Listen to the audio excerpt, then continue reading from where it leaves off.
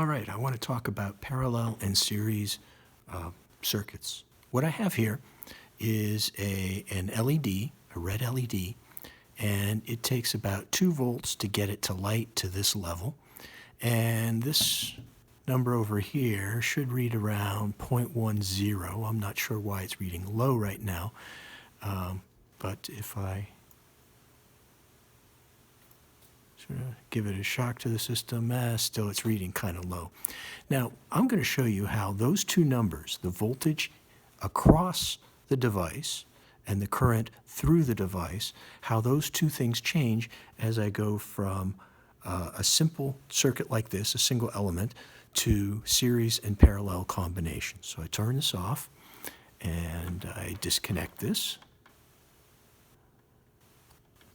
And now I'm going to go to the series combination. So if you look closely here, what I have is 3 of the same type of LED, and I have them wired so that current would have to go through this one, then through this one, then through that one. I'm forcing current to visit each one of those LEDs. And the question is, what happens to the voltage and the current I need in order to get this thing to light? So I have it set up again. And when I put it at 2 volts, I don't get anything. So I'm going to up it a bit, and I'm going to see where it starts to light. I'm seeing a little bit of a flicker there. And then when I get to about 6 volts, I get the bunch of them all glowing. And they better all be glowing because current has to flow through each and every one of them in order to complete the circuit.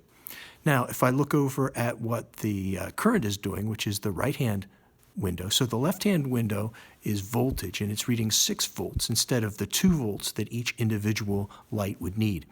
I see that the current over here is reading something that's kind of low. It should be exactly the same amount of current that I had for the other system, for the single LED.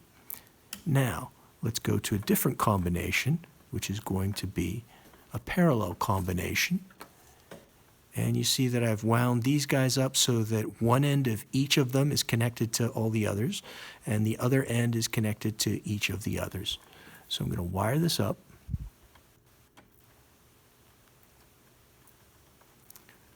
And I'm going to turn it way down before I start, just so I don't blow things apart.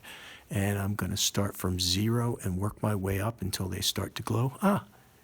They're glowing at about 2 volts again. So there's the maximum glow for each one of them. And you see there that the current has gone way up. Now, ideally, what I should get here, if I had an accurate enough and a meter that read lower values better, was more precise, what I should see is that for series, the voltages add, the current is the same as before. Whereas for parallel, the voltage is the same as before for a single element, but the currents add.